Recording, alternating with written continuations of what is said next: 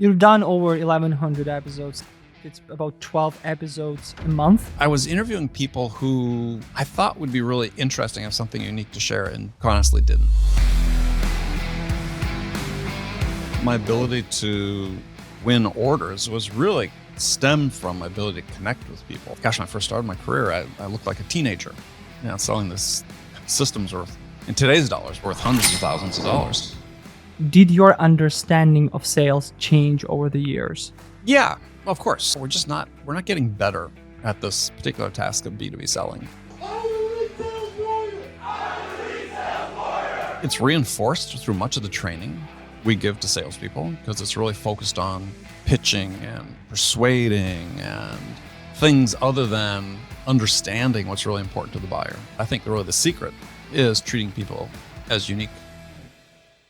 My guest today has done over 1,200 episodes of his show, the Sales Enablement Podcast. He's the best-selling author, and he's one of the most influential sales experts. I guess you saw the guest name from the title, right? It's Andy Paul. My conversation with Andy didn't turn out the way you would expect it to. Yes, we talked about sales a little, but having someone like Andy, I wanted to get his perspective on a few things beyond sales. I won't spoil it for you as Andy unpacked a few things that I would love for you guys to dive into. Without further ado, here is my conversation with Andy Paul. Thank you and enjoy the episode.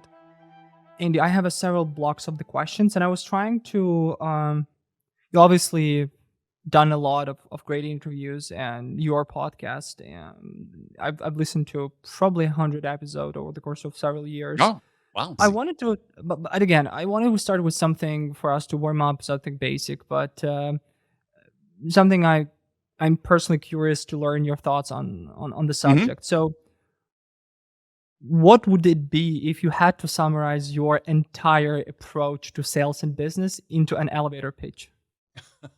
Gosh, it's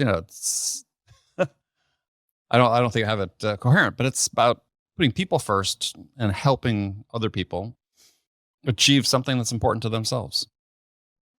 I try not to make it about me. I try to make it about them. And yeah, it's worked for me. It's just part of my personality, I guess, in terms of the way I look at the world. But it's, how can I help somebody else achieve something that's important to themselves? And if I can do that, it'll work for me as well. Now, when you look at this methodology over the years, I was wondering, is this the development of the same concept that you had initially, or it's evolution of it, or it's an introduction of brand new ideas as you progress with regards to your kind of journey? Well, there are always new ideas that come in, but I think fundamentally it's the same approach. When I started my business career selling large computer systems, not a technical person. I'm Right. pretty proficient in the technology for a layperson, but not a technical person.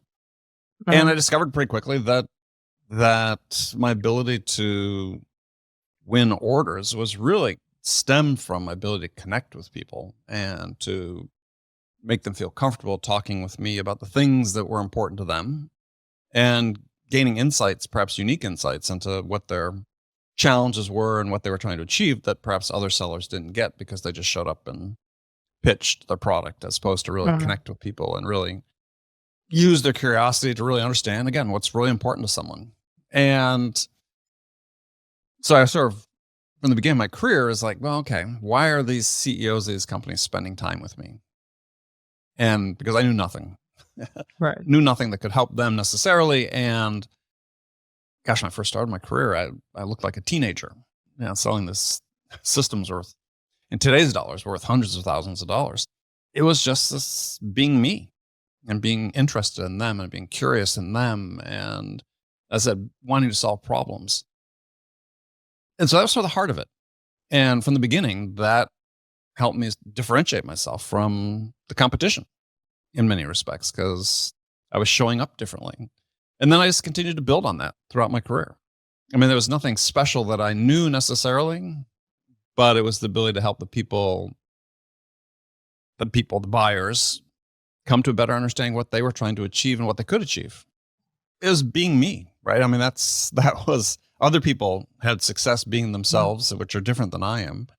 But for me, this was it. This way of acting and behaving with customers was just congruent with my personality and my strengths, which, one of my strengths, I believe, is not just the ability to connect with people, but also the ability to be really interested in them. Because I am this lifelong learner. It's sort of become a cliche, but that's just my personality. And so I'd show up at a new prospect. I knew nothing about them. I wanted to learn everything I could. You're one of the people that have spent 20, 30 years in sales and discovering the topic and learning about it and packaging it, and just kind of, so every day of your life you have some this or that type of sales related flow of data coming in and out, right? I was wondering, did your understanding of sales change over the years? Yeah, of course. Yes. I mean, just as a human being maturing, my perspective changes, right? So as I got more experience and had more interactions with buyers, my perspective today is different than it was 10 years ago or 20 years ago. And I think that's just, it's not just accumulating experiences, it's being thoughtful about what those experiences are and what they mean. Because a lot of people go through life and experience it, but don't look for meaning, or don't look for deeper meaning in what they're doing and how everything connects. It's just like, I've got my process, I do my process. I guess I just grew up at a time, I was say during the 60s, when question everything was the watchword. And so I don't accept things at face value. And even things that happen to me, and I look at them and analyze them to try to understand why. And so, it's just sort of natural as you age and mature. If you're really paying attention and you're really conscious about, again, improving, doing what you can to learn and improve, then things change. How did it change? It's perhaps being more open-eyed about the buyers and what they're trying to accomplish and what they think, and the perspectives they have. And it's for me personally, it's been interesting in the last several years. There's been more research coming out about what are the things that really influence buyer decisions. And what I found interesting about them is they pretty much validate lessons that I learned a long time ago, which was, it's really not about the product you're selling. It's really not about your price or your features. I mean, it's not, those are unimportant, but it's really about the buyer and the experience they have with you as a seller. And so even taking that outside the context of sales per se, it's like who you are and how you show up, your character, your values, the way you interact with people has an influence on the decisions they make about you. And we're all in positions even if we're not in sales, we're in positions, most of us, every day where people are making decisions about us. They want to listen to us. They want, do they believe the things we're telling them? Do they want to work with us? I mean, I can run through a dozen scenarios where people are asking this question about why you, right? I said, whether it's interviewing for a job or people deciding whether to make a new friend, or again, go through a list of things. And that why you is based on who you are as a human. It's not based on what you know. It's based on who you are. And so this fundamental lesson that I keep stressing, which is who you are, is really more important than what you know. Not just in sales, but in many facets of life. And try to be true to, I said, your character and your values. You spoke about this and you just mentioned that, and especially in the context of salespeople, that they don't act like humans, or try not to act like humans, right? In a way. So I was wondering, not acting like human attributes only to salespeople, or do you think it's a widely spread disease across the entire business environment? Oh yeah, it's widely spread because we think that fundamentally it's about. Well, we'll just take sales as an example. We think it's about something that it's not, right? We think it's about convincing someone that we have the best product or that we have the best price. And it's not to say that there aren't occasions where that's not the driver. Mm-hmm. But by and large, what the data shows us is that's not the case, right? Yet we still continue to train salespeople to first show up and pitch the product, as opposed to let's show up and ask some questions or make sure we really understand the buyer first before we pitch a solution to them. And that's something we persist in doing, training sellers that way, even though we know it's the wrong way to go about it. There's all these sets of lessons that we really, at one level, we know we shouldn't be doing in sales, yet we still continue to do it. In part because, in some cases it works, but there's a better way to do things. And so it's back to this idea about people not being human. I think people are human. It's just that it's easy in an era that's so dominated by technology to presume that it's really the technology that's important. And again, it's not. And, the research continues to show us that that's not the case, or that's the case. I mean, Gartner had a study they released as part of one of their conferences they had this spring, but this single slide that said, hey, these, according to our survey of a couple thousand plus buyers, these are the most important factors that influence their choice of vendor. And they had 9 that were stack ranked. Wasn't the product, wasn't on it. Price wasn't on it. Number 1 was trustworthiness. Number 2 was adaptability as a seller.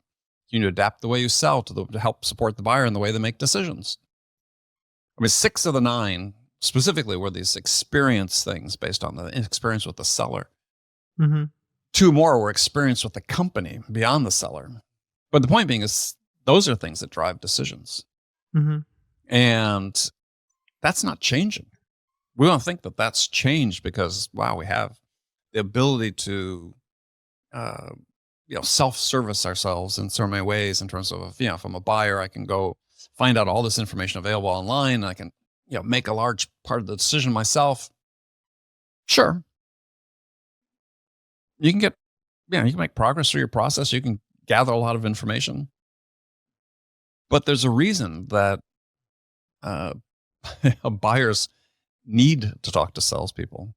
We get the data that says, buyers no longer want to talk to salespeople. And I think I don't think that's new. I think that's existed since the beginning of salespeople.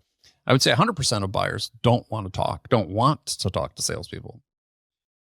But the function of a salesperson is to help, to ask these questions that the buyer doesn't think to ask themselves. If you think your job as a seller is just go and pitch your product, well, no, they don't need you for that. They can go look at your website. But if you think your job is, my job is to help the buyer make a decision, then they need that help. And they will welcome that help if you can be that type of salesperson. So why then that kind of facade exist, right? Like who built it? That perception of not acting like a human in a way, not being approachable, open. What is that all about? Who built it, why it exists, and what can we do about it? Well, I think it's just in the culture around us, right? I mean, I think that everybody, at least in the United States, is people grow up with all these images and TV shows and movies and books about salespeople. The prototypical used car salesperson, Wolf of Wall Street, things like that. And that's sort of what they think sales is about. There's a story I like to tell about. This is a story that's related to me by a woman named Dawn Dieter Schmeltz, and she's a professor at Kansas State University, and she's director of this National Strategic Sales Institute. So it's a undergraduate degree program for professional sales. And she tells the story about when she takes these 18 and 19-year-old kids who know nothing about sales. And in her introduction to professional selling class, she does role plays. And she said, what's amazing is they all act super salesy. They all act the way that you don't want a salesperson to act, but they know nothing about sales, right? Except what they see, TVs and movies and so on. So that's sort of the challenge, is people come in with a certain expectation about what selling is. It's reinforced through much of the training we give to salespeople, because it's really focused on pitching and persuading and things other than understanding what's really important to the buyer, right? Because if you think as a salesperson that your role in life is to go out and persuade somebody to buy your product, you're not going to let little things like not really understanding what's important to them stand in your way, because you still need to persuade them to buy your product. And so we have these methodologies that are taught to salespeople that are not oriented around the buyer and what they're trying to achieve, but are oriented around the seller and what they need from the buyer. And when we have this lack of alignment between the two, this is when we get the issues where buyers are saying, look, I'm not getting any value from my interactions with sellers, so maybe I'll just do it on my own. The issue of facading, or this concept we just discussed, is it a common attribute just for salespeople, or again you've seen the same in other verticals, other titles, other departments, other business units? Well, I mean, the thing that's in common is that there is this notion that's been popularized for a long time, is sort of the fake it till you make it type concept, right? So act as the person you want to be before you've become it, and thus you'll build confidence and trust with the people you're dealing with. Which is, again, is not to say that never works, but in the main, I think it doesn't, right? Certainly some people get away with it, but people aren't stupid, right? I mean, it's one of the lessons I keep trying to impart to salespeople is your buyers aren't dumb. You know, you can try to fake that you know something. They'll know very quickly that you don't.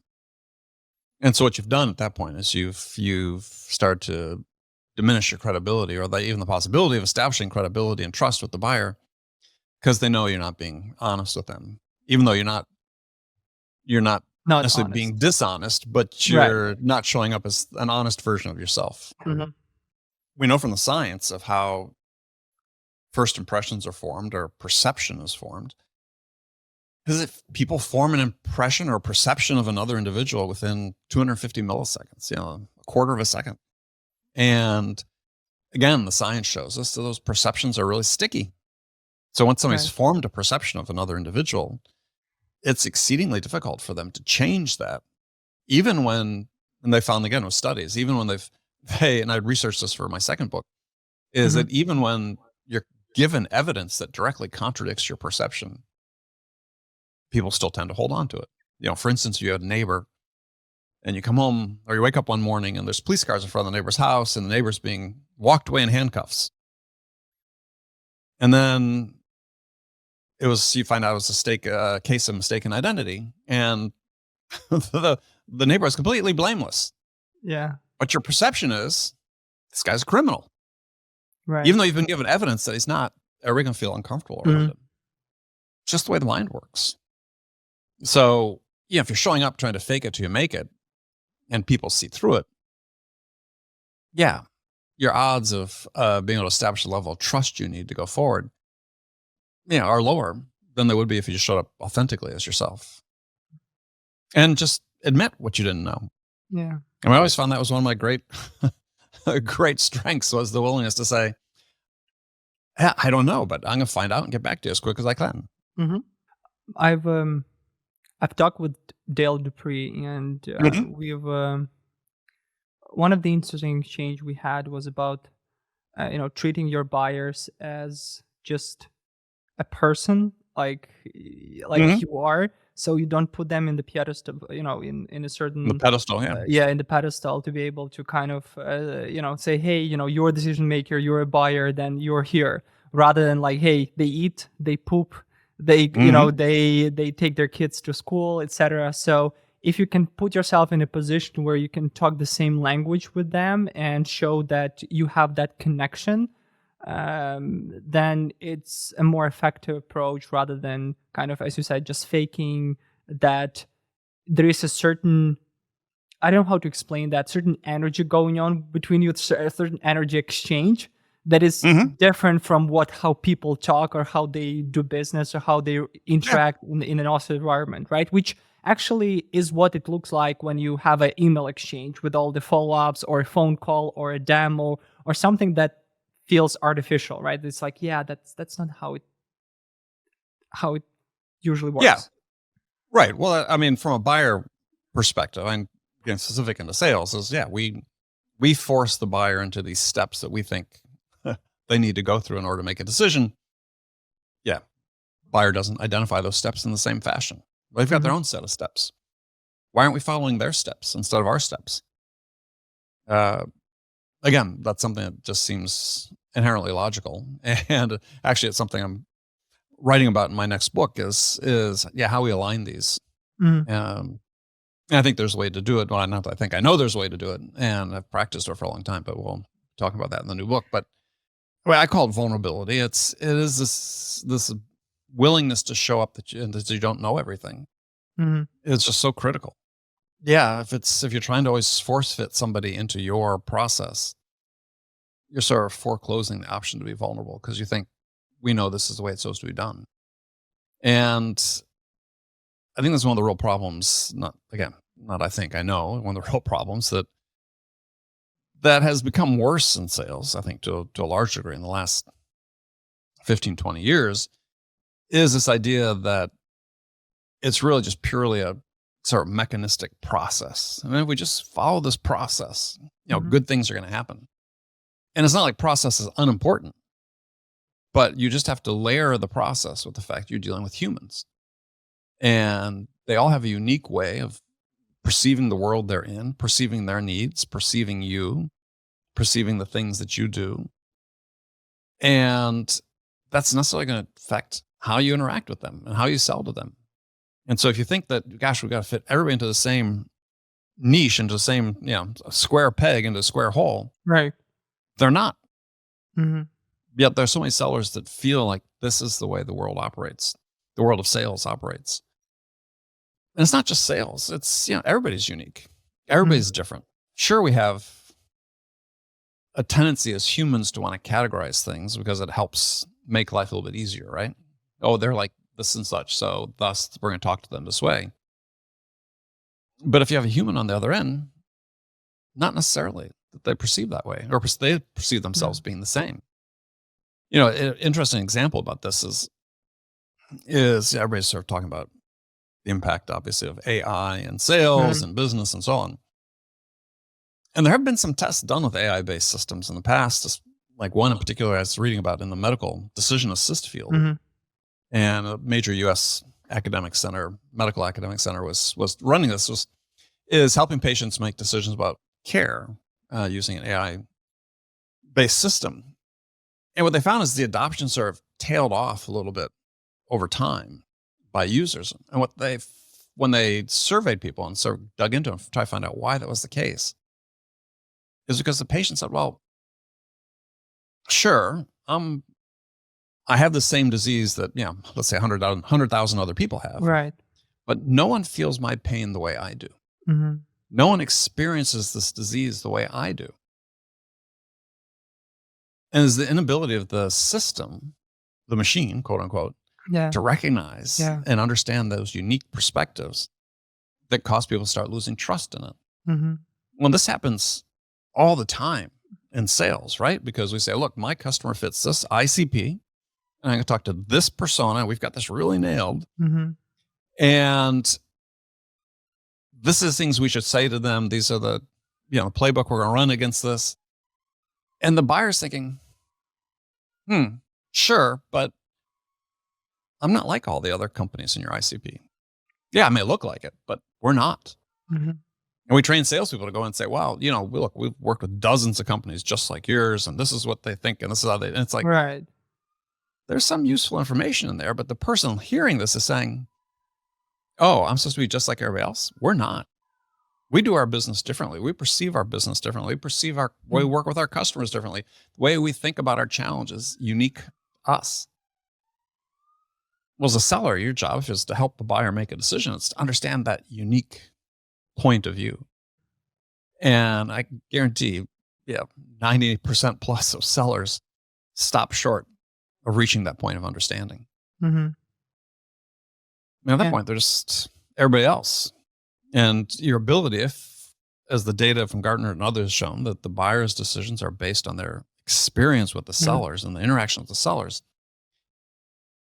Yeah, if you don't get to that level of understanding Right. with the buyer, you don't really they don't think you really understand things that are really driving their decision or things that are most important to them. Yeah, you're just like everybody else. It's as if in sales we've built a process or a framework where it works really well when you sell to other salespeople because they understand and they appreciate how tight the process is. Very often when someone is selling something to me, and I know because I've built a sales process, if someone is dropping the ball, I was like, yeah, that's poorly engineered sales process. Like but if it's smooth and nice and you kind of appreciate how smooth it is and then how professional it is, and you're like, just go with the flow, right? But if there are other decision makers in the process or buyers like my HR team or recruitment team or marketing or engineering or production or someone that is totally off the course and they don't understand why this person is actually buying as this, it frustrates a lot, especially when you start kind of negotiating, and then you see like from the sales standpoint, I see the techniques and I see what they're doing with like a guy getting the contract, right? But my guys, some very often just wanted to cut to the chase and actually get that product or something, and they don't appreciate, being sold to or being like not having that kind of connection, right? You see this we have these various data points in sales. We've seen, year after year reports coming out from companies like CSO Insights and others saying the percentage of sales reps hitting quota continues to fall year after year. Yeah, now it's well south of 50%. Yeah. Doesn't seem to be changing. And then you look at win rate data, percentage of the most qualified opportunities that sellers are winning. And most specifically in the tech space, in the SaaS world, those rates are pretty low, right? I mean, even companies that are growing surprisingly with win rates at less than 20%. And they're sort of just accepting it. And I always call to mind this famous quote from R. Edwards Deming, father of quality control and a business philosopher, who's quoted as saying, every system is perfectly designed to get the results it gets. So if we're running a sales process and it's yielding low win rates, that's the way you designed it. And part of that design is, how are you enabling and training your people? What is the perspective you're having them to have in terms of what their job is? Various long list of factors sort of play into it, but we're creating that mindset among the sellers, and we're putting them into these processes that continue to yield these subpar results. So true. I've spoken with Delora Hirschman, and she said an interesting thing about hustle mode. So we are living in the hustle mode environment, and nothing worth can be created from this energy, right? So if we are putting our salespeople per se in a process with a hustle mode, when you need to hit those quotas with that percentage and et cetera, then that's what, as you just said, right? That's what people are doing, right? But if you create a different environment, a different framework with a different mindset and attitude, then you're going to see the different results. It's the way you kind of streamline the energy in the room, right? So if the energy is this here, then you get the outcome of that kind of what that energy produces.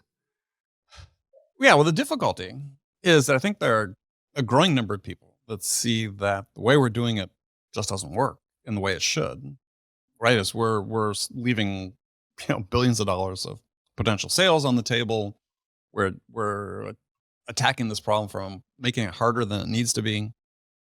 We're not putting our people in a position to succeed. more frequently than they should Mm-hmm. be. But the inertia that legislates against making change is, you just look in a typical, let's say, tech startup, or maybe not a startup, maybe they're in scale-up mode, and they feel real pressures. Got to make sure we hit our numbers every quarter, every month, every year. And you're brought in as a new CRO, and you have these great ideas about, this has got to change, right? We're being inefficient, we're being ineffective, our productivity is low, win rates are low. I'm gonna make a change. But then they get 30 days into it, and they start feeling the pressure of hitting their quota. Mm-hmm. And I had one CRO tell me, he says, I get it. I know what I should be doing, but it feels like I have to fix the wings of the airplane while it's in flight. Yeah. And so they just don't feel they have the luxury Yeah. to make a change, because we see from the research data that's out there that, especially in sort of the tech startup world, is the average tenure of a sales leader, of a CRO, is somewhere between a year and 18 months. I mean, barely a full accounting cycle to be able to implement any sort of change and see if you can make a difference.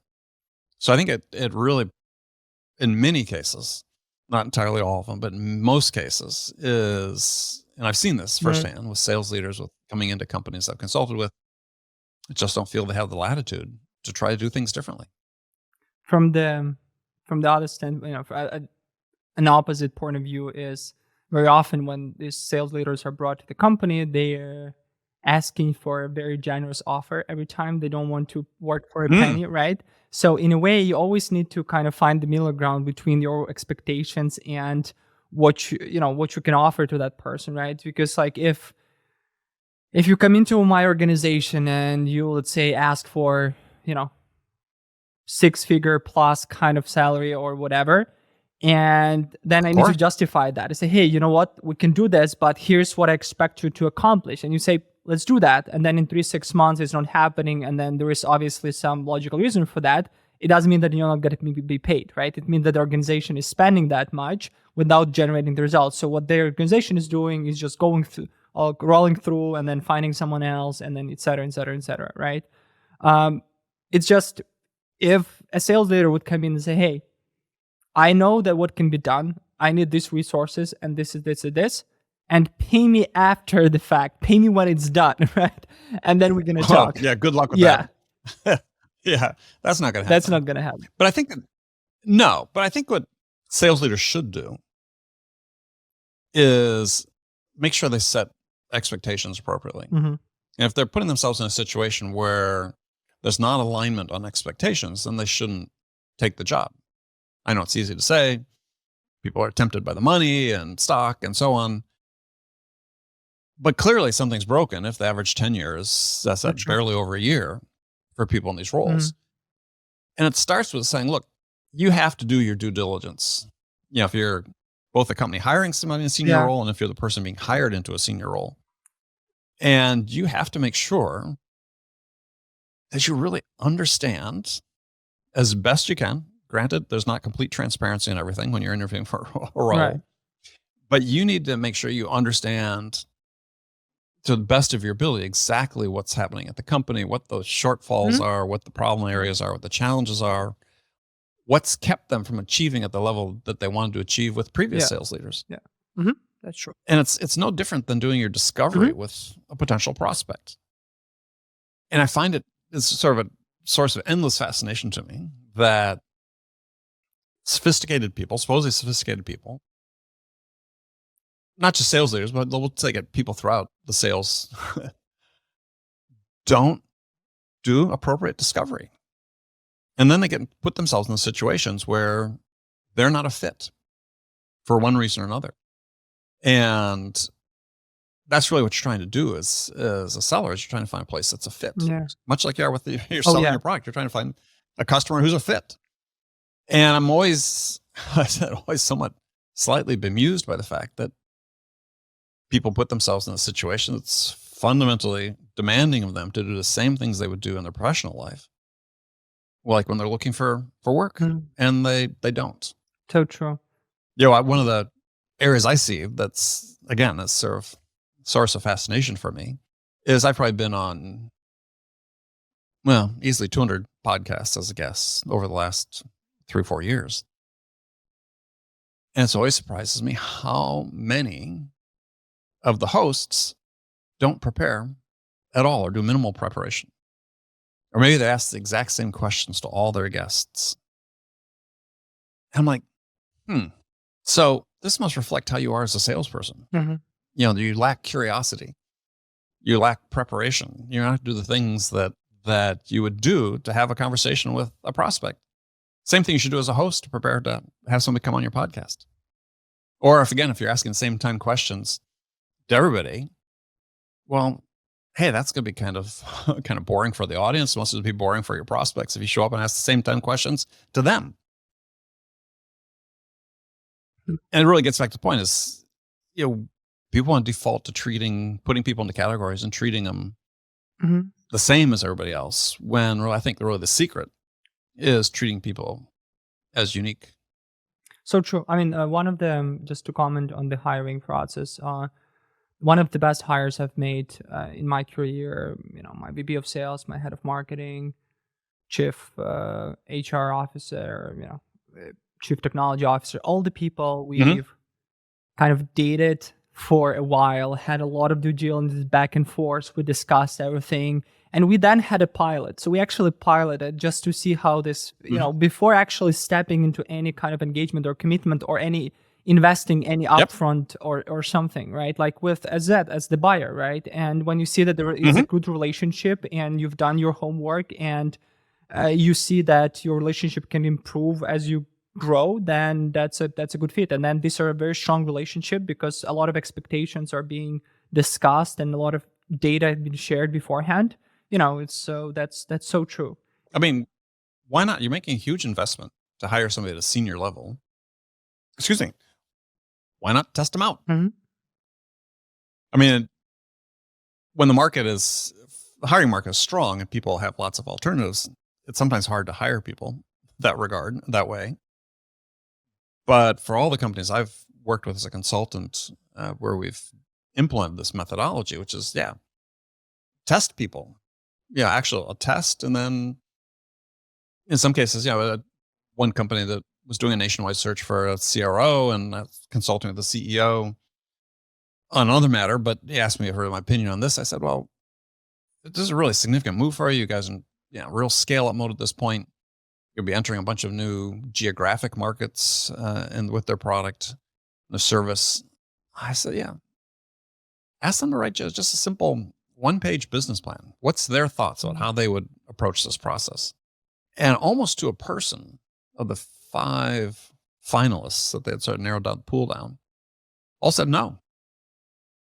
So no, we're not going to do that. That's like giving you free consulting. It's like, I think you people really missed the point here. The point is not free consulting because you may be wrong. It's not going to go implement. It's just they want to understand how you think about things, right? I mean, we're trying to do due diligence, trying to understand you better. And it's not practical to bring you on as a consultant for 90 days. We don't want to do that. So absent doing that, which some companies do, and I think that also can be a fair way of going about things. But is people to be a little more flexible. And you're thinking, my thought was, well, if they're this inflexible, dealing with prospective, employer, how are they going to be when they deal with prospects? And probably be the same way. Right. Because if the flexibility is it's like if you are flexible and this is in your culture and the way you approach things and I'm flexible, then we expect the people we work with to be flexible as well. But obviously there are some people that don't want or need to be flexible, right? They sort of like, that's not their thing, right? So, one of the, I remember the first time I did the pilot. So when I did the pilot with my head of marketing, and one of the things that she mentioned to me, she was like, what I love about our organization is how fast I can make the change and see the result of that change. And that empowers me because that's like a laboratory for me. So the more resources I have, the more things I can spit. And this is something that you cannot send in the job offer, or you cannot kind of get it before. So in a way, because of that environment that she's in, maybe she doesn't need that much of the salary or that kind of bonus, because that's not as important to her as having that environment. But she cannot tell that in her sort of like, during the job application process, right? So this is something that she can actually test. So, having any kind of test, and then if you want the test and you're flexible, as you said, with a person is flexible, then most of the time those things work really well. Also in those environments, though, before you get on this, is it gets back to this idea of setting expectations, though, right? Is if you're coming in new as a leader to an organization, what are the things you can have an impact on in 30 days, 60 days, 90 days? That while not necessarily impacting results in those first 90 days, will impact the results in the following 90 days and the 90 days beyond that, right? What are the substantive changes being made in approach and whatever? And being able then to feel comfortable as you talk to the board or whoever, CEO, whoever you're interviewing with, is say, look, this is what's going to happen. This is how it's going to play out. First quarter, we're going to see a bunch of change. Maybe it'll be, starting to tick up in the second quarter, but this is what's happening beneath the surface that we're going to change.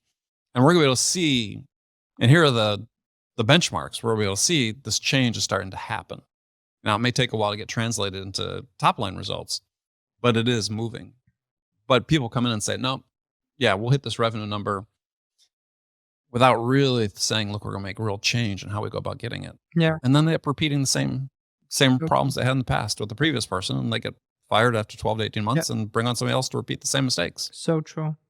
One of the best examples that happened in my career was a leader said, hey, Michael, so I'm starting in 3 months, but I can allocate 1 hour, 2 hours a day right now. I wanted to start sort of like moving our towards goals right now. You don't need to pay me for this because I'm interested in learning more. So set me up with a mailbox, give me access, show me this, and I will start kind of putting my feet in the water with all of these things. So as we've been progressing and waiting for that person to start the job, in 3 months, that leader already knew everything. They already start implementing some changes. They already felt that. So they felt strong about when they started full time, then they're not starting from scratch, but they already have the train moving on and they just need to get more gasoline, etc. Right? Whereas there are some other leaders that are kind of focusing. So the point that I'm making here is there is no one sort of like approach to, hiring the best leader in your organization, right? But I think the message for the leaders is the more flexible you can be and the more you can build those relationships beforehand and sort of like, and again, as you just said, look at this as the customer journey, right? Like, what is your product? How you can implement that product? How you can do deal? How you can onboard the client? All of those things. And if you apply that for the job, then when the actual paid period starts, you're already going to have a very strong relationship with that customer or employer or someone else. And the fact that they will churn or you will churn or you will leave, whatever, as you said, like 12, 18 months is going to be to the minimum. Because within the first month after you sign, you feel that it's not the best organization for you because you don't get the feedback, there's no communication, something is wrong, people don't give you accesses, there's you always can say, hey guys, I'm so sorry, it's not working for me. I tried it, but here is the list of things. Either we change that or something, and that's it. And you even didn't start the job yet, but you already know those things, right? Yeah, a term I like to use about this is intellectual humility. Meaning is, sure, you're being hired because the thought is you have potential to help the company achieve certain goals. But perhaps you have to do it differently than you did in the past. The same playbook and same recipe won't necessarily work step by step. Some steps may apply. That's always been my experience. VP and forget how many companies, they're all different. What I had to do in order to help them succeed was different. There was some commonality, sure. I mean, there's certain mindset perspectives, the way we treat people, the way we work with customers, putting the customers first, so on, understanding why. But a lot of things change from time to time. It's having the humility to say, look, I don't know it all. Right. And this is a new situation. Unfortunately, we sort of set the expectations with sales leaders that we set them on, to your point, you used the term earlier, put them on a pedestal. And we say, look, we're hiring you and paying you all these dollars because we assume you know everything. Yeah, that's not the case. Right. And it's not the case. Right. And what I find is especially, you go into companies and you talk to some of these CROs and they desperately need help, but they're afraid to ask for it because, hey, I'm supposed to be the expert. Yeah. And it's like, well, you can't be the expert at all things. Right. And this is, again, part of the expectation you set with the company is, do you build yourself up to be the all-knowing, all-powerful person? Or, I'm somebody that I'm really good at what I do, but I also know that every time I get into new situations, there's a lot to learn. Oh, yeah. There may be new things I need to learn.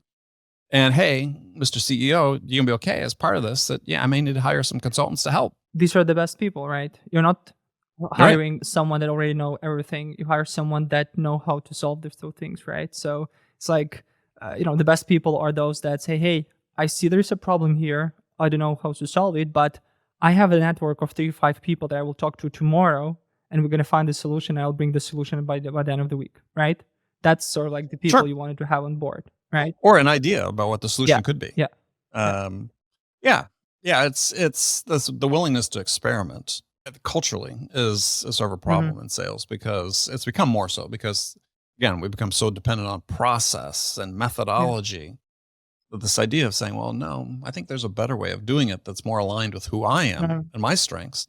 I just need the freedom from you, boss, to go experiment. Can't begin to tell you how many sellers have reached out to me after, let's say, reading my latest book, Sell Without Selling Out. There was like, because I talk about that, is you have to take risks as a seller. You have to push the envelope. You sometimes have to have difficult conversations with your boss to say, look, I appreciate the way you want us to sell. I'll operate within that framework, but the way I implement is going to be unique to me. They don't feel like they have permission to do that. Hey, I wanted to spend some time and ask a few questions about the Sales Enablement podcast, if that's all right with you. Sure. Yeah. So, I you've done over 1,100 episodes, 7.5 years doing that. I kind of calculated that it's about 12 episodes a month, so 3 to 4 a week. It's sort of like if... Yeah, the load went up and down. Yeah. And just so you know, I don't post that anymore. But yeah, I know you moved on. I just kind of, you spent 7, almost 8 years doing that. So I was wondering, have you ever got tired? Well, not really tired. Not enough where I was thinking about abandoning it. It was tired / frustrated. Because one of the great privileges of doing the podcast and talking to over 1,200 episodes was talking to all these people, these different perspectives. But occasionally I'd go through streaks where I was interviewing people who I thought would be really interesting, have something unique to share, and really, honestly, didn't. And so there seemed to be sort of, I don't know why it was happening, but there seemed to be sort of, I'd go through little streaks with that from time to time.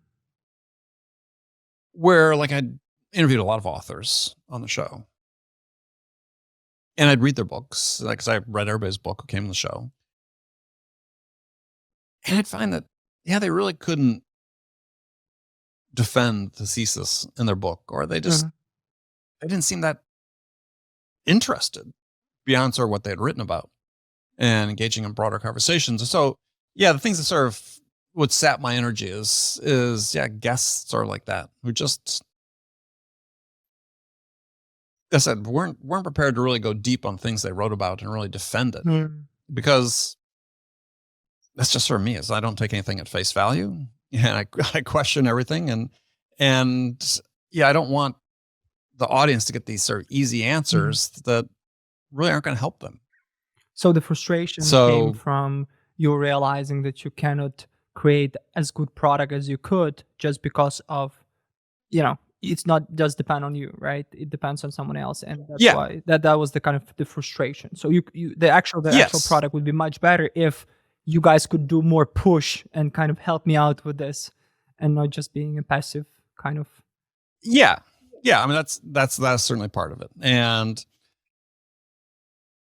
I think it's just enough perspective on that is for me was to sort of come to the conclusion, which really, again, motivated me to write my last book and this current book that I'm working on is yeah, God, we're not getting better at this particular task of B2B selling.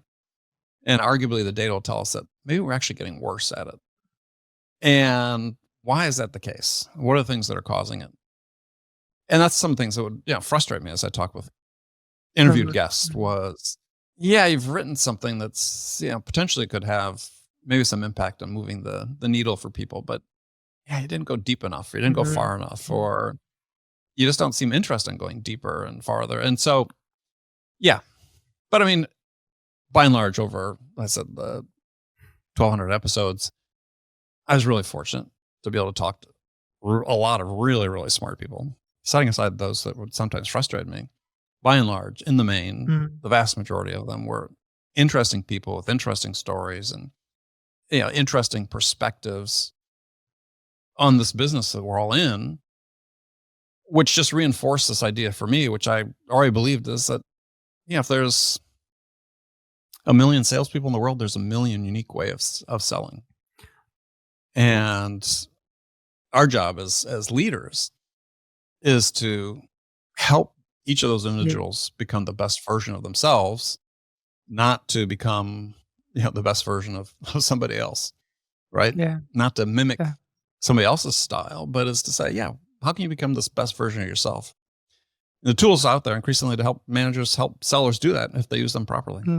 You mentioned in one of your posts on LinkedIn that altogether you probably had around 900 people appearing on your show. Because there are some people that appeared for 2-3 times. Repeats, right? Yep.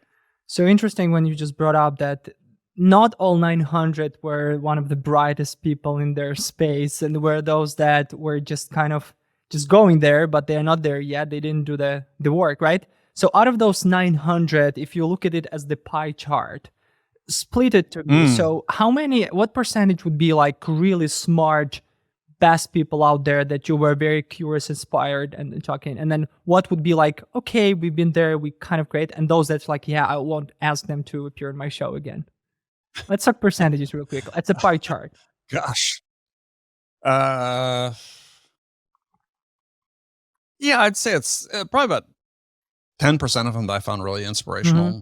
Not all came from the sales world. I mean, some were writing about things that were sort of parallel to the sales world, but applied. I would say the vast majority, it's just sort of the same distribution you have sort of in sales, as you've got, a certain percentage of the top that are, stand out in one way or another. And then there's sort of the vast middle where, they're all somewhat the same with some, marginal differentiation between them. And then, there were, 10%, 20% that just, you'd never have back on again. And it was, again, I found it a fascinating exercise because nominally a lot of these people were in sales. And it's just the people talking about themselves too much. Right. And it's like, you're on the show. I mean, we do want to talk about your book because I'm there to help people if they'd written a book or something. But let's put in the context of what's going to help the person listening. And so that was part of my challenge as a host, is to say, okay, well, how can I navigate this with this person? How can I shape the conversation? And I had probably out of that 1,200, I probably had about 10%. No, excuse me. 1 to 2%, sorry, it's wrong decimal point, of guests where I would say, look, we can't use this. We can't use this. And this is the reasons why. I'd be really open with people. And, I thought you had an interesting book, but you just didn't know how to communicate the message behind it, no matter how much and we'd come back and do it again. Okay. And I'd give them feedback about, coaching about what they could do better to express their message. And they'd come back and most of them been more thoughtful about it and came back. We had a good episode. The reason I asked this kind of pie chart kind of question was that when you mentioned that there were some people that, didn't do good job into, defending the thesis, or sort of like just kind of good job into, creating a more powerful, value proposition, more powerful book, etc. And you couldn't help them. It's very similar to when I look at all my clients that I work with, because I have the same feeling that very often I want you to help me or help me to help you. That's type of things, right? So, and then it's the same thing. Like when you look at the, the list of clients, there are always between 10 to 20% of the clients that are one of the brightest, the best growth companies, people that apply change, they all in invested, you have a great relationship, let's go. There's always about 50 to 60% that are like they're there, and then it's like from time to time they might be doing good jobs somewhere, etc. But you work with them, but you don't see that there is a passion in this relationship. You just it's a good work. And there's always a 10 to 20% that whatever you are doing, it's not going to work. Not because you are not offering the platform or a product. It's just these are totally different people that you cannot help them, right? And it was fascinating that when you mentioned this about the guest and about your podcast as the product, because I look as the sales enablement as a kind of a product that you started, you grew with a certain cycle, you exited, that's it. Now you're opening up a new chapter in the book, right? But then in that product, right, a lot of times when I'm building the product, my team is super frustrated because they wanted to get those 10 to 20% that you couldn't help with all the passion that you have into like, guys, let's do that. I'm sure, I believe that. And they always are dropping the ball, and they're very frustrated all the time about that.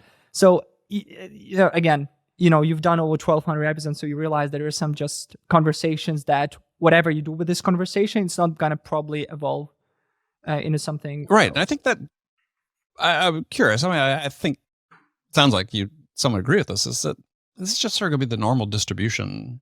If you're in sales, you talk to 1,000 people, you're going to have, 10 to 20% that, they get it. They resonate with what you're talking about. You get the middle that, maybe they do at some point. Maybe they'll become a customer, but And then, you got customers that are that bottom 10, 20% that maybe are a really good fit, but for whatever reason, it's just not clicking with them. I think we can go to many different stages in life and sort of see that same distribution. 100% everywhere. So you always look at the percentages of conversions. You cannot expect to hit all 100 points every time, right? You always kind of like, this time it didn't work for me. I just need to make sure that I'm making, or there are more time that I'm hitting the bullseye than the ones that are not, right? So that's the point. Hey, I was wondering, so out of those 10 to 10% of those, one of the brightest people you talk to, what are the top 3 shared attributes of all of them that you've noticed? Curiosity, for sure, being number one. And these people just want to keep learning. And so I think that is one. The intellectual humility that I talked about is this willingness to admit what you don't know, and pair that with your curiosity to go learn it. And I think the other part too is just good people, right? Connect with human beings, other humans, make it easy to talk to, great empathy. And when I look back on the conversations I had, that I found memorable is the guest has had that combination of traits. One is really easy to connect and sort of kicked it off really easily. It was natural. Not that these are people necessarily ever become friends with, but they put themselves out there as a human. They have this intellectual humility. Yes, they're perhaps arguing a particular point of view, but we're open to learning other points of view. And just had this curiosity to learn. And it's the people that are, for me, that curiosity is really one of the most important things that I look for is, are people really, they giving free rein to their curiosity. And unfortunately, we sort of train curiosity out of people.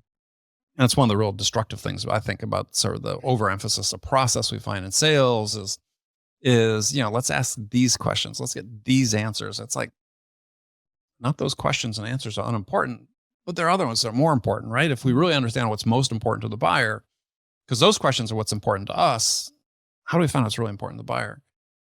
People sort of operate with that mode of saying, yeah, I'm trying to find out what's really important to you.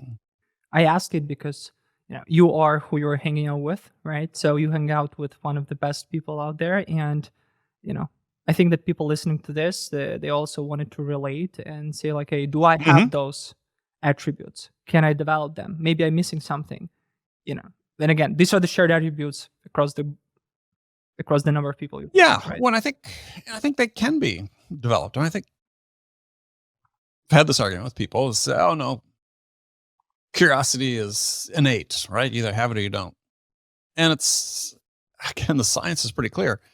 We're all born with the same amount of curiosity. Right. It's, in some cases, it gets trained out of us. Excuse me. I mean, how many kids growing up heard their parents say, enough with the questions, just do what you're told, right? It's like, what they're saying is stop asking questions. But if you're fortunate enough when you're on your own, regardless of how you're brought up, is just, give rein to your curiosity. Let it roam, let it be free. And you'll be in some environments where bosses may find that, you're asking too many questions. Then go find another situation. Yeah. Right? Where the people aren't going to be concerned about that, because this is how we learn. We learn. We have boundless amounts of curiosity. This is how we learn, by asking the questions and getting to the level of understanding we need to. It's interesting you mentioned asking questions, because it doesn't mean that it needs to be verbal. It doesn't mean that you need to bring that question. We always have those meetings when there's a person in the meeting that asks those 20 questions, and you're like, stop with those questions. So asking questions in your case doesn't mean that you need to verbally express those questions. You need to just be curious to ask questions and in different way, do the research, Google it, kind of, sort of like put them together, right? So asking questions is just about when you when we started this conversation, you said that you don't take matters as the face value, right? So it means that there's always or there's always, hey, can it be done differently? Or how others are doing this? Or, hey, and then sort of like approaching ideas or approaching matters or approaching challenges with a curiosity. But again, it's not about asking. Well, and challenging yourself. So this is a challenge I put forth to salespeople is, you've been armed by your enablement team or RevOps when you've got this list of questions that, part of your playbook. These are things that we do need to know the answers to. But asking those questions isn't a demonstration of curiosity. That's just your job. Yeah. Right? You don't have to be curious to ask those questions. Right. So the challenge I put forth to salespeople is, in every discovery call type interaction you have, qualification call you have with a buyer, ask a question you don't know the answer to in advance. Right? We know the answers to all those questions, those scripted questions, because we know the answers are going to fall within a certain range. Because if they fall within a certain range, then we go, aha. If they get enough answers that fall within this range, then they're a qualified opportunity for us. And so we know the answers ahead of time. That's not curiosity. That's not helping the buyer either. You're not challenging them with any of your questions. So ask a question you don't know the answer to in advance. Or better yet, ask a question you've never asked before. And if you do that over time, and this is, when I work with sales teams, this is an exercise we do, is say, look, we're going to go through this. You're going to have a series of calls. You're going to ask one question you've never asked before. And then at the end of the week, you're going to collect that one question. And you're going to say, okay, now I'm going to take this one question that's new. I'm going to fold it into my standard list of questions. And I'm going to repeat this for 12 weeks. At the end of 12 weeks, I'm going to have 12 new questions that I'm going to be asking my prospects. Yeah. Instead of the standard ones we're asking before. We'll get that information. But the ones we're really leading with are these things that are causing the prospect to think. And that's the purpose of our questions, is not to collect information, is to get the prospect to think about the challenges they have and how the outcomes they want to achieve, and may think differently about it. I'm curious, out of those 1,200 conversations that you had, can you tell me 3 eye-opening takeaways or insights that come to your mind right now that you learned from all those conversations? Like, I know there's so many of those, but then tell me top 3 that just comes to mind right now. that made you a better person, a better professional? Yeah, I apologize. It's really hard to call them to mind. And partly because, I think I like to tell people that doing a podcast is inherently a really selfish thing to do, because I felt at the end of doing those episodes and now starting up again with a new podcast is, I'm the beneficiary as much as the audience of the things that are said by the by the guests. Sometimes the things that I'll take a little different spin onto your question. Sometimes the things that were said that maybe I didn't agree with are most eye-opening and memorable for me. So, and one in particular is sort of the sense that well, it's sort of twofold. One is getting back to the thing we talked about, sort of overwhelming focus on process in sales. What it's led to is a lack of attention on being effective in sales. And we see this again in the win rate data. But this idea that selling is a choice you make, right? And winning is a choice you make, meaning that how I show up and interact with my buyers, it's all based on the choices I make. How prepared am I? How prepared am I with questions that are not the rote questions, but are the questions that cause the prospect to think about the challenges they have? Do they really understand the scope and the breadth of the problems they have internally? And how do my questions help them better understand that? How do my questions help them think differently about the potential outcomes they could achieve? Because, as I referred to this earlier, is I think buyers need to talk to sellers, to ask them these questions they don't know to ask themselves. So, I think that's really, something that sort of impressed upon me is like, we're just not focused on how do we get better in a way that is not just, we're making more calls and, better subject lines on our emails and so on, but that if we're making the choice to invest our time in a prospect, that we do so with the understanding that we have a high probability of winning the opportunity. We know why we're going to win. And if we, at any point, really lose sight of the fact of why we think we're going to win, then we have to really question ourselves about, should we continue to invest time in this opportunity? And so, again, I think this idea that struck me is that, we're looking at things sort of this mass perspective instead of looking at individual perspectives. And, for most cases in B2B sales, it's not transactional. It is something that's a little more solution-oriented, system-oriented. We should have this, this level of understanding. That's a great thought. Yeah, and being egoistic as I am, it's going to stay with me. So thank you for it. That's the benefit. That's the benefit of being the host, right? I can get those ideas and consume them and incorporate them. And this is one.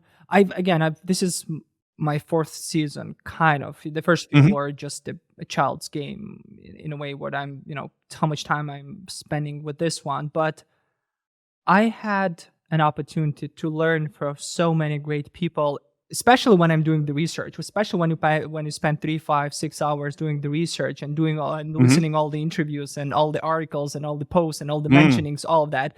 And you just kind of get a lot, and then you reconfirm that during the conversation, like all of those points that you were kind of missing in the puzzle. And now, so that's the best way of learning. It's like, I remember, Anthony Ionaris,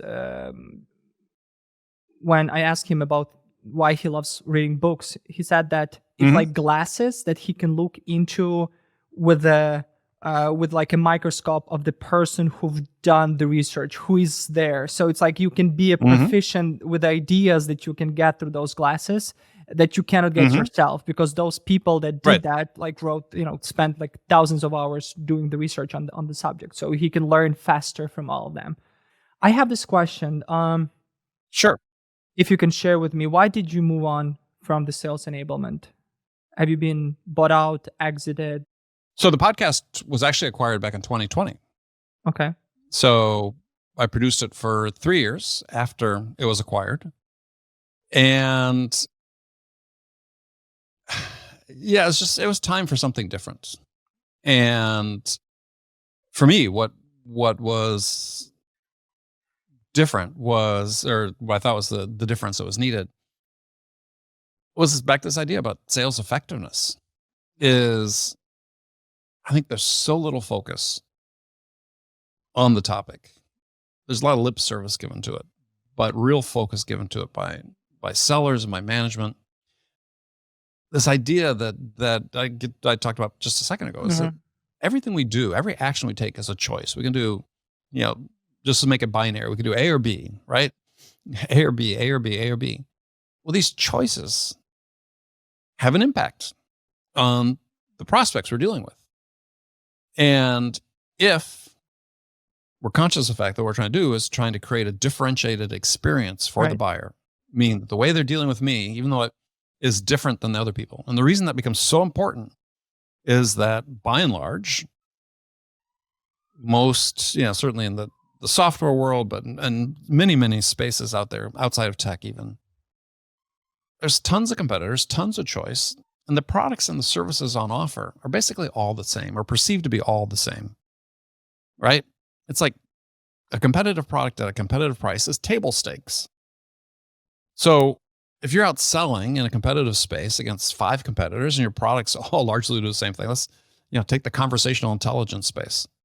How many vendors are there? There's like 40 plus vendors in that space. It's really hard to differentiate. Well, what the buyer is saying, and Gartner data shows us, is, it's really not about the product and the price, because we assume that they can all pretty much do what we need to do at a certain competitive price. If we can't make the decision based on tangible differences, we make it on the intangibles. We're able to build sufficient level of trust with the seller and by extension with the company. With their flexibility and how they sold and blah, blah, blah, blah. Did we make that, emotional connection? So it's, that really becomes the crucial thing in sales, I think, is missing across the board. So I wanted to say, look, this is what I've devoted my life to. Certainly in the last 20 plus years, I've had my own company, my own consulting company, working with companies. And now what we're doing is instead of an interview show, my new podcast, the Win Rate Podcast, it's a roundtable discussion. So it's me and 3 other people. And while I still do in-depth preparation, I'm not generally reading a book, for instance, to go along with it. So it's a little bit easier for me to prepare, but it's different to prepare because I probably have to prepare more questions than I did with an interview, just because I don't know which way the conversation is going to go. But just the variety of opinions we're getting in every episode. So with me and 3 other people, it's just a more robust conversation. It's at different perspectives, and it enables me over time to actually bring more people onto the show and engage in these conversations and expose their points of view to the audience. When you sold that, again, exited in 2020 and then hosted for 3 more years, and then you kind of decided to move on. Have you been happy at the end before you moved on? Have you been satisfied with yourself and happy? I wanted to get into the kind of feeling of the whole situation, because I wanted to tie that to my next question, which is, did you have a fear moving on? Was I happy? I mean, sort of, yeah, no. I mean, don't want to delve into too many of the reasons, but I mean, I felt like we had done it. And actually, some of these things that I'm doing now, I wanted to make these changes to the show I was doing, the Sales Enablement Podcast. And there, just wasn't the appetite on the part of the company that owned it. So that's fine. Was I fearful moving forward? Not really, no. I mean, to me, it's more excitement. All right, so here's something different. Is there going to be an audience for it? Are people going to, find the message something that resonates with them? And so far, so good. I mean, we're interviewing on a day where just the 3rd episode's being released, but recorded close to 20 episodes so far, and the conversations are I'm excited by the conversations we're having. And what what I'm not doing is I'm not curating the groups of people that show up. So people sort of sign up.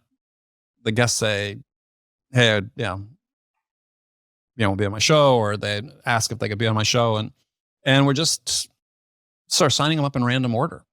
So it brings together groups of people that they don't necessarily know each other. Or, they're not necessarily aligned in terms of maybe the businesses they're in, and it's really interesting to see the interaction. And I'm really excited to continue to do more and get better at facilitating the conversations and the like. But I think there's real high value for people listening. I listened to a few of the new show, obviously preparing for our interviews, and it does the new format is really engaging, and it's so kudos for doing a great job with the fresh new ideas in the project. The reason I asked about the fear is I wanted to hear your thoughts on kind of the fear of moving on, just because you've mentioned this already as well.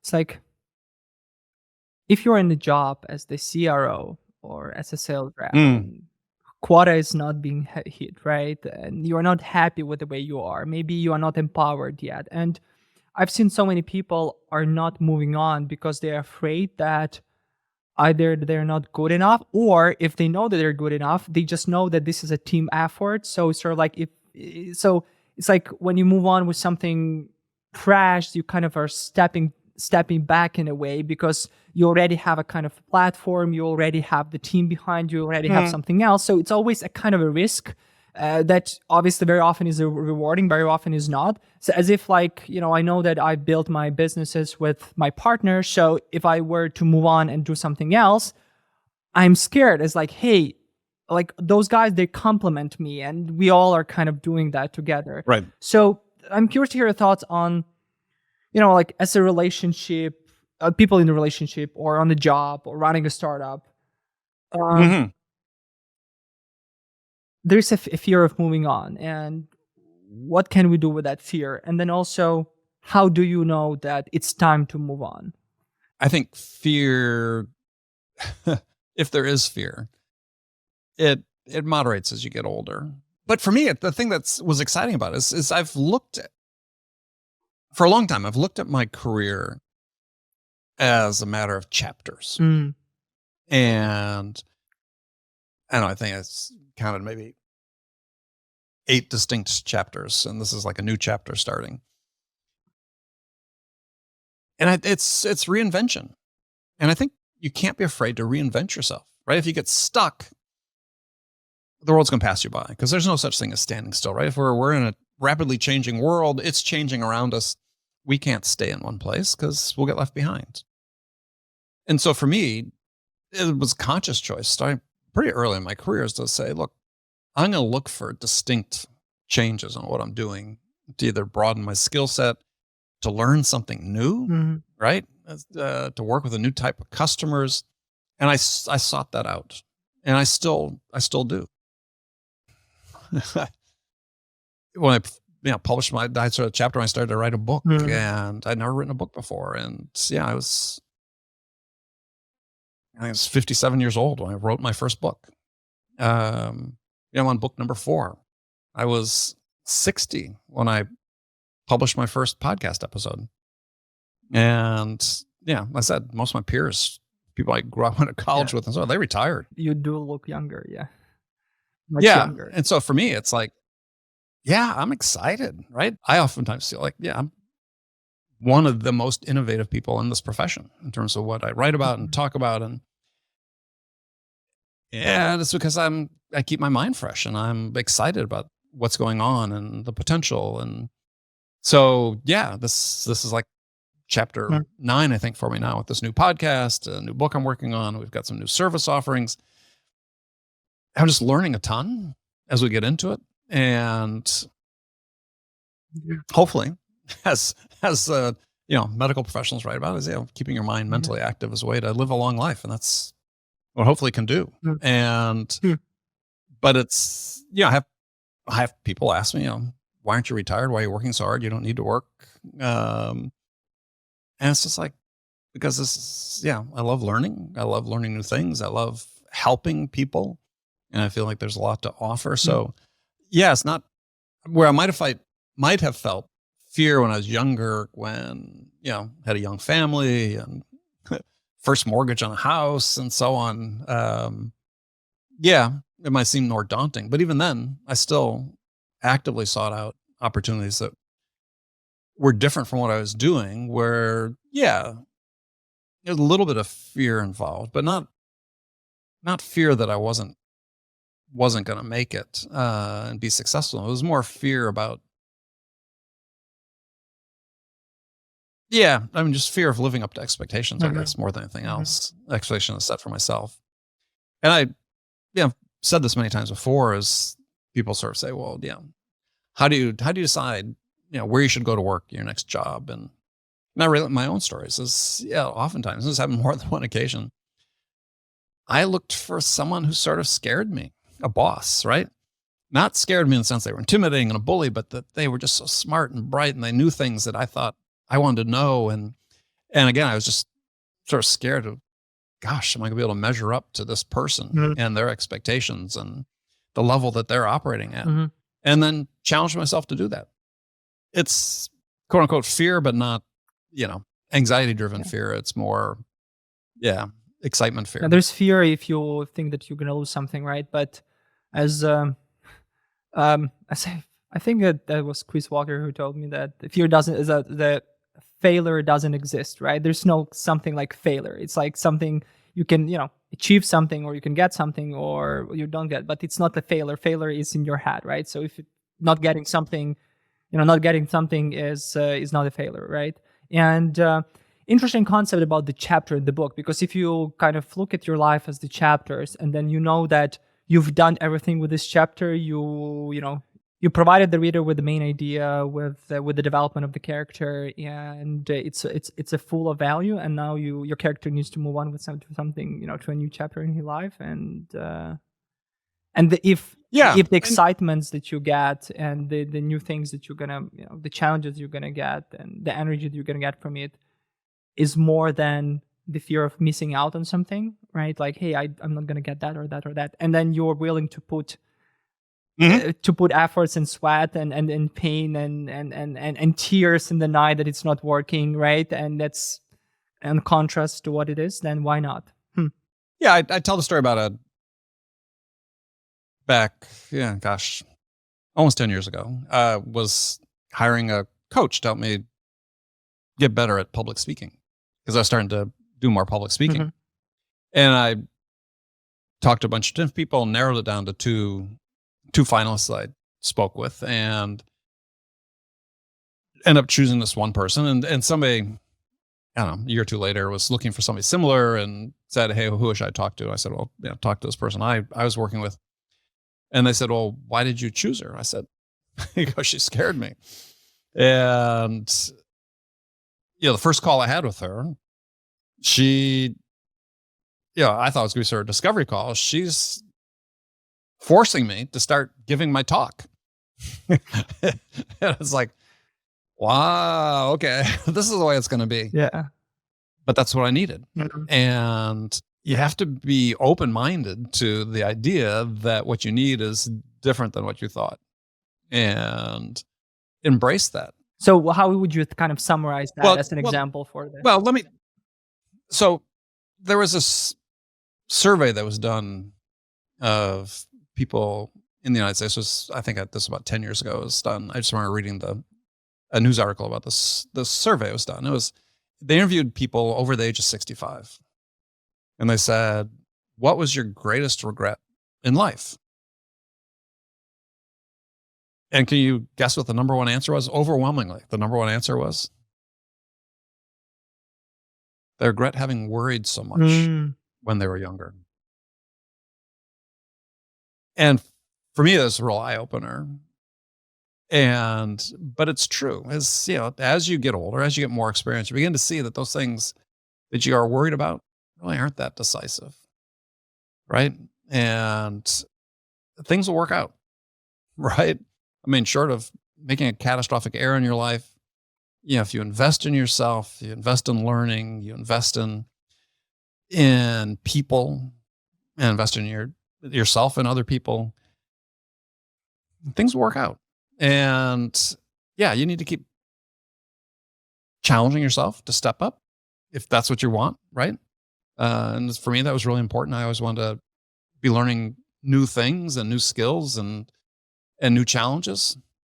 They're there. And I never had this fear that if something didn't work out, I was going to be, well, I did when I was going to be destitute or homeless. I did when I was first coming out of college, my first job or two. But after that, it's like, yeah, it's going to work out. I've got the skills. I know how to make a living.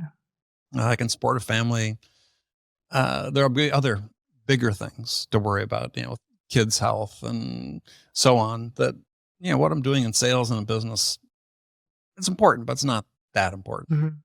And so you have to put it into that perspective. And I think that frees you up to take chances. And as I said, to invest in yourself and do things you might not normally have considered doing.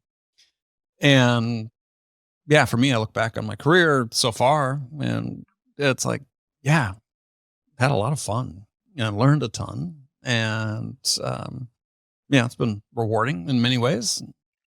Yeah, I wouldn't have exchanged it for anything.